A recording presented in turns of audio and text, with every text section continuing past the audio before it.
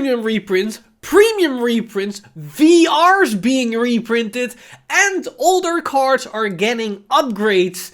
This is the biggest reprint set we've seen ever. And we also got a new male Hexaorb Sorcerer's Rite line, which honestly is looking pretty good.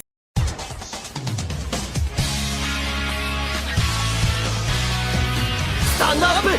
Vanguard! Hey Cardfighters, welcome back to another Cardfight update, and as you've seen from the intro, this is probably one of the biggest news bombs we have this year, although 2023 is just begun. But overall, this is some huge news, as this reprint set is unlike anything we've ever seen before. But more on that later in the video, as let's jump first into the ride line for the new Keter Sanctuary, which honestly looks pretty interesting, and then we can just all go nuts over the new reprint set that's going to come relatively soon for us. So Keter Sanctuary this time around got a new ride line, which takes some inspiration from Oracle Think Tank and Genesis and the whole deck manipulation and checking your top whatever card to see what you can generate potential cards. But this time they take it for a different spin, as we're mainly focusing more on normal units than trigger units. So let's take a look at the ride line to make more sense what this actually means in terms of gameplay. So first off, we've got a new starter, which in this case is Sage of Horoscope Sron, and it's just a generic starter, so we can immediately move on to the grade 1, which brings us to Sage of Elixir Aileron.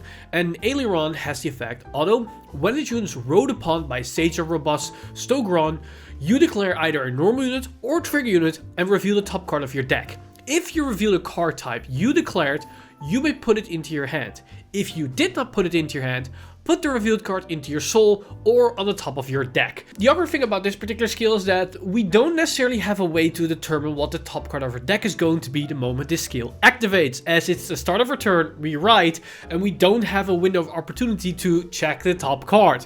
So we have to make a guess here. And honestly, I think you always want to say normal unit, because if it's a normal unit, you get that card to your hand, but if it's not a normal unit, you can leave that trigger on the top of your deck, so for the attack on your turn 2, you will have a trigger for your drive check. That said, it will be heavily telegraphed to your opponent so they know about it, but that will probably give you the most value that you're going to get on this skill. Other than that, it also has the skill, although when the unit is placed on the Vanguard circle, if you have a Vanguard with Solar Rayron in this card name, choose up to one normal unit from your hand, reveal it. If you reveal the card, draw a card and put that revealed card on top of your deck. So essentially, you're going to swap the top card of your deck with a normal unit in your hand. That doesn't sound all too great, but as we're going to see in a second, this is going to be very important, and this allows you to set up for your main combo plays. So moving up to the grade 2, we have Sage of Robust Stogron, which has the effect, although when the unit is rode upon by a unit with Soul Rayron in its card name, choose a Sage of Elixir Aileron from your soul and call that card and this card to the Vanguard circle. So this is the same skill we've seen before on the other ride line for Unica, where we're able to just call out an entire column. In this case, we get a full 18k column, but keep in mind, the grade 1's ability will then activate, which then allows us to swap a card from our hand with the top card of our deck, which is going to be very important because our grade 3 is going to directly interact with that, including this grade 2 as well, because this grade 2 also has the effect on a Vanguard circle. When a normal unit is revealed by the ability of your Vanguard with Soul Rayron in its card name, this unit gets auto Vanguard circle. At the end of the battle, this unit is attacked, cast, retire this unit, and counter charge 1 until the end of turn. So essentially what's going to happen is the moment we ride to grade 3, we pop out these grade 1 and grade 2, then the grade 1 will activate to swap a normal unit with the top card of our deck, and then the grade 3 allows us to reveal that, which then activate this grade 2, which allows it to counter charge while also opening up a spot on the field, which is going to be important once we take a look at the grade 3. Because if we take a look at the grade 3, we have Great Sage of Heavenly Law Soul Rayron, which has the effect on a Vanguard circle. At the beginning of your battle phase, cost Soul Blast 1, you declare either normal unit or trigger unit and reveal the top card of your deck. If you revealed a card type you declared, this unit gets continuous on Vanguard circle. Hey, hello little buddy. You want some attention? Huh? I'm in the middle of a video recording. which has the skill Auto Vanguard Circle.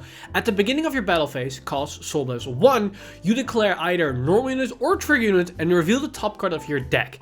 If you revealed a card type you declared, this unit gets continuous Vanguard Circle. All of your units get power plus 5k until the end of turn.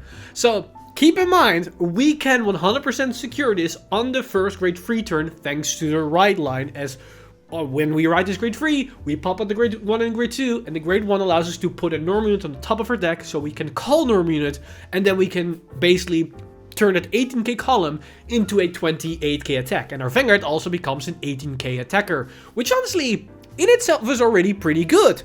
But then on top of that, it also has the effect on a Vanguard Circle.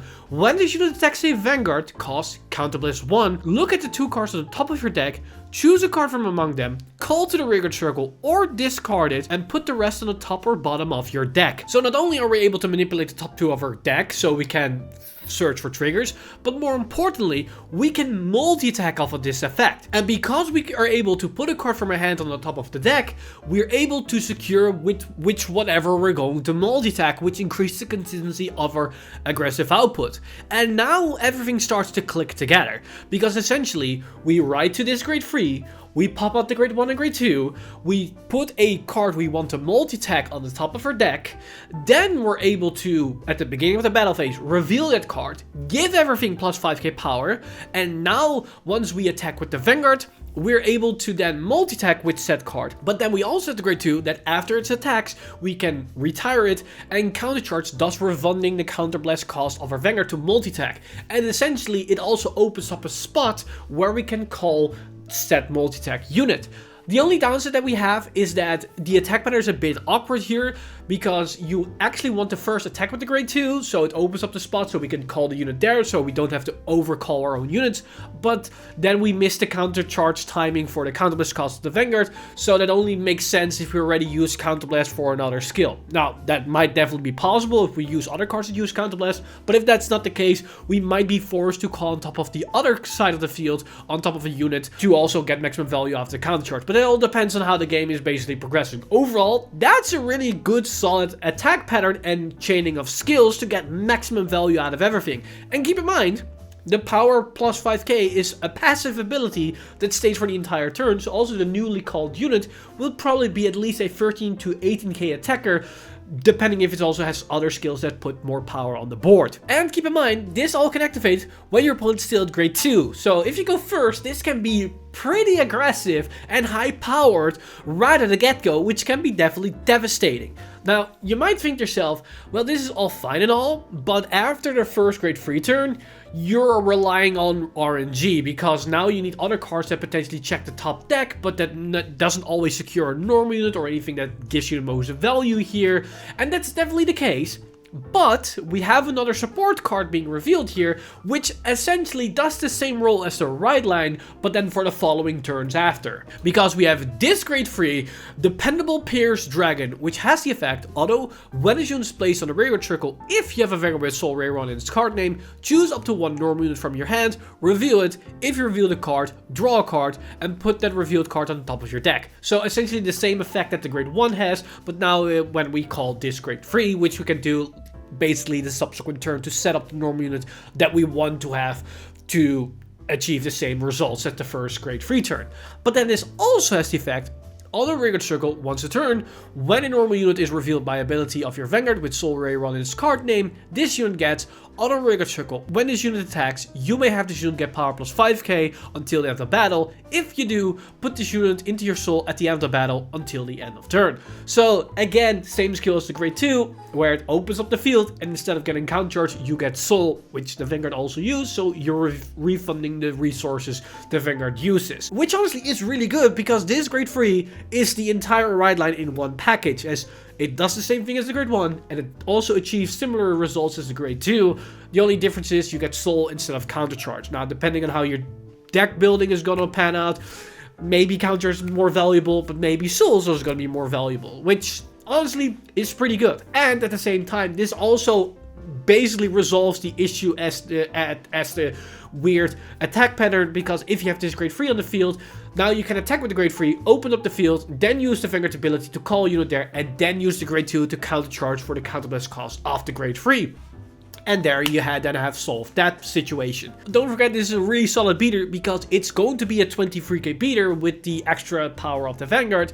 And during a Persona Ride turn, all these numbers get jacked up to insanity, as now every attack is going to have an increase of 15k, the 5k, and the 10k. And if there's a booster, that's another 5k, so that's a plus 20k for hardly any cost. So overall, this deck looks pretty interesting. It has like the deck manipulation effect, that's like the Oracle Think Tank Genesis approach, but then also the aggression that maybe is familiar with like Royal Paladin-esque with all the multi-attacking from deck. So overall, this looks like a really interesting ride line strategy, and I'm very curious of how it's going to pan out with more support and how the strategy is going to be fully fleshed out. But that's something we have to wait and see with more support. But that's the ride line, and to some extent, that's not the important news today, because I assume a lot of people have been waiting for the V Premium product information.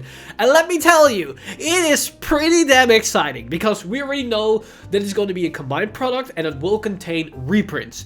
Now, they revealed not only the artwork, the image, the information, but also some information on the contents of the cards themselves. Because what they revealed is the history collection for V Premium and Premium. This set is going to contain reprints for the premium version, but also for a V Premium. And they already revealed these cards, which are the Stridefather and the old Perfect Guards, but also the Draw PGs, and more importantly, VRs. Yes, this set is going to contain VR reprints. Now, some of you might think, wait, what's the point of the Stridefather and the PG and the Draw PG? We've seen this being reprinted countless time and again. Well, the thing is, we got those.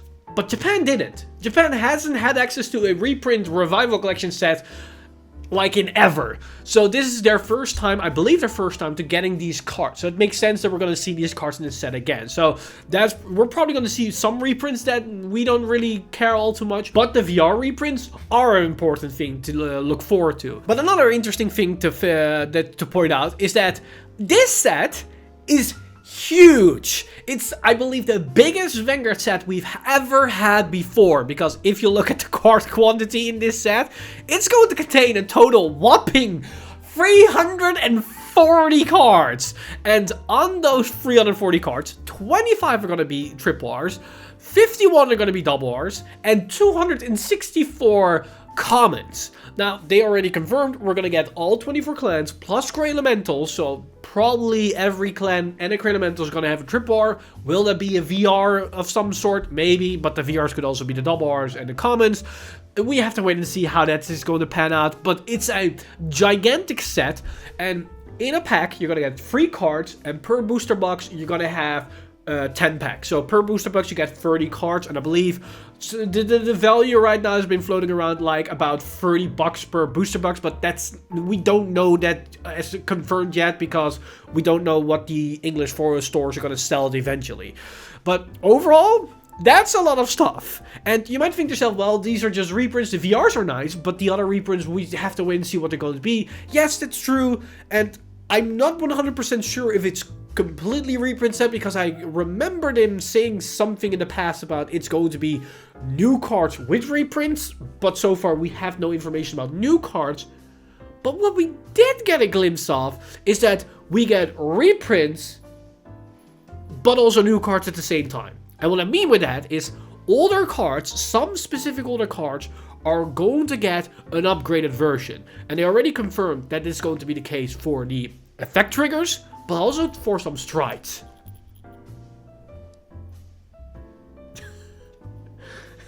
Do you also want a reprint, Stuart? Do you also want a new upgraded version? What these effects are going to be, which cards are going to get it, and in which quantities, for which clans, and how many, that is something we do not know. The only thing that we know is that some cards are going to get reprinted, but then also a little bit of addition to it. Their old effects are going to be the same, but they're going to get extra effects on top of that. And this opens up a whole plethora of speculation, because now you can think of older cards that needed just a little bit of extra oomph to make them playable. That could be a thing.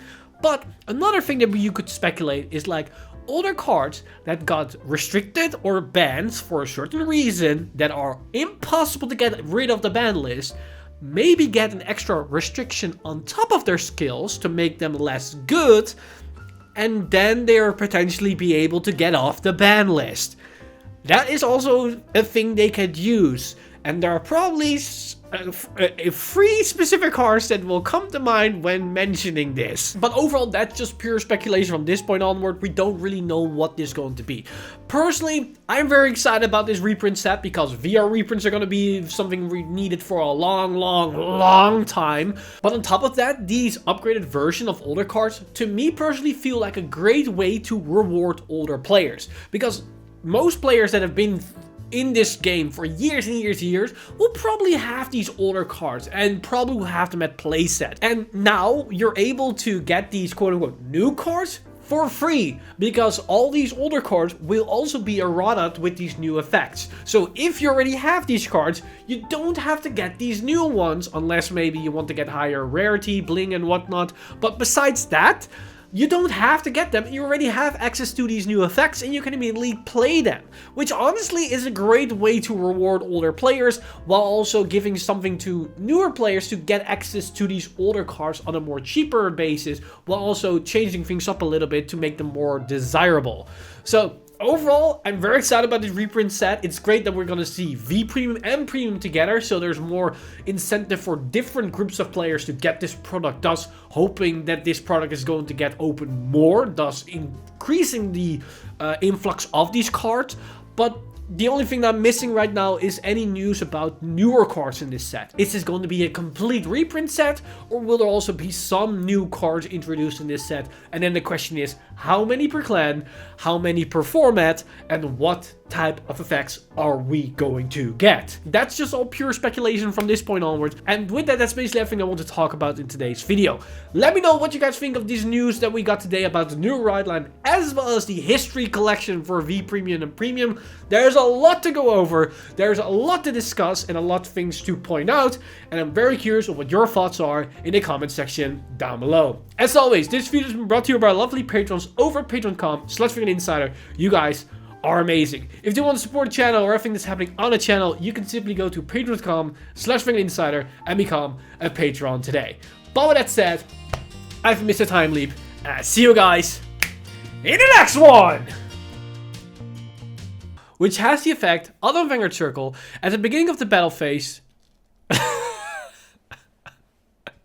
Stuart, come on! I'm recording a video! I'm trying to record a video. Am I allowed to record a video or not? You can look at me like that, but I still need to record a video. People want me to talk about. I assume people want me to talk about this stuff.